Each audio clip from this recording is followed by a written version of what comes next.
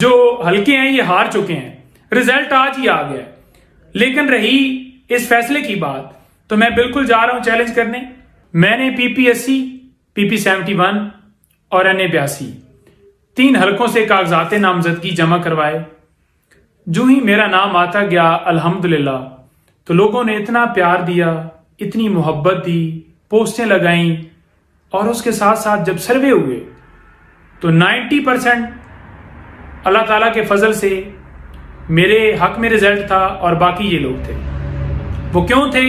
क्योंकि जिस तरह मुश्किल हालात में इमरान खान साहब का साथ दिया, उनके साथ चलते रहे, डट के खड़े रहे, और जो इस वक्त मुल्क के अंदर पोजीशन है, लोग इमरान खान को बेपनाह प्यार करते हैं और यही इनको खौफ है।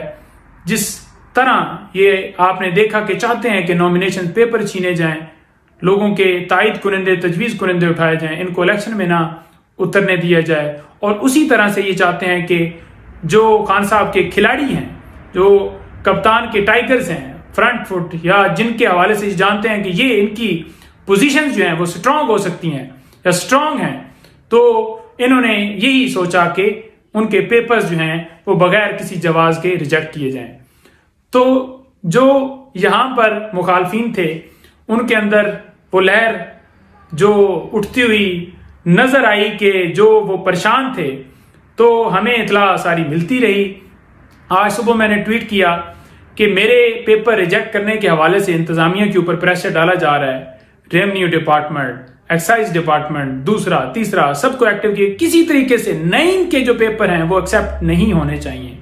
क्योंकि आपको ये भी बताऊं कि PP80 से मरियम नवाज साहबा ने दरखास्त दी, तो फौरन ही वहां पर मैं पहुंच गया और मेरी टीम ने भी वहां पर दरखास्त दी PP80 से, क्योंकि वो सरगोदा आई थी, तो हमने उन्हें वेलकम करना था कि आप ये ना समझें कि कोई हल्का खाली है। अल्हम्दुलिल्लाह वहां पर 9 से 10 पाकिस्तान तहरीक इंसाफ के रहनुमाओं ने पेपर्स जमा करवाए।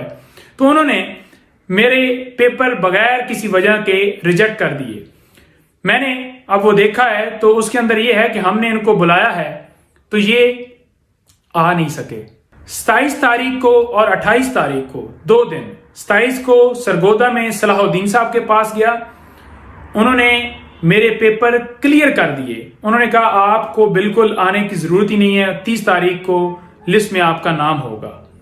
ठीक है, मैं उनकी बात के ऊपर यकीन करते हुए मैं जिद करता रहा, आप वीडियो देख लें, वो मेरी पड़ी हुई हैं, रिकॉर्ड के ऊपर हैं। मैंने कहा जी वो मुझे रिसीविंग नहीं दे रहे। इसी तरह से मैं यहां पर PP71 में जब मैंने पेपर्स जमा करवाया, तो मुझे उन्होंने कहा कि ये जो एक्साइज की रसीदें हैं ये आप लेकर आए। मैंने वो प्रोवाइड कर दी। फिर ये कहना कि 1 दिन पहले इसे बुलाया गया है, नोटिस भेजा गया और ये आया नहीं है। मुझे कोई बुलाया नहीं गया, मुझे नोटिस भेजा जाता, मैंने क्यों नहीं जाना था?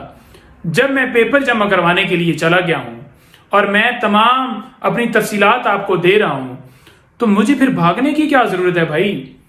आपने मेरे तायद कुनंदे, तजवीज कुनंदे तो नहीं उठाए, तो आपने ये समझा कि अब पेपर्स जो हैं वो किसी न किसी बहाने से इनके रिजेक्ट करके इनको रेस से आउट किया जाए।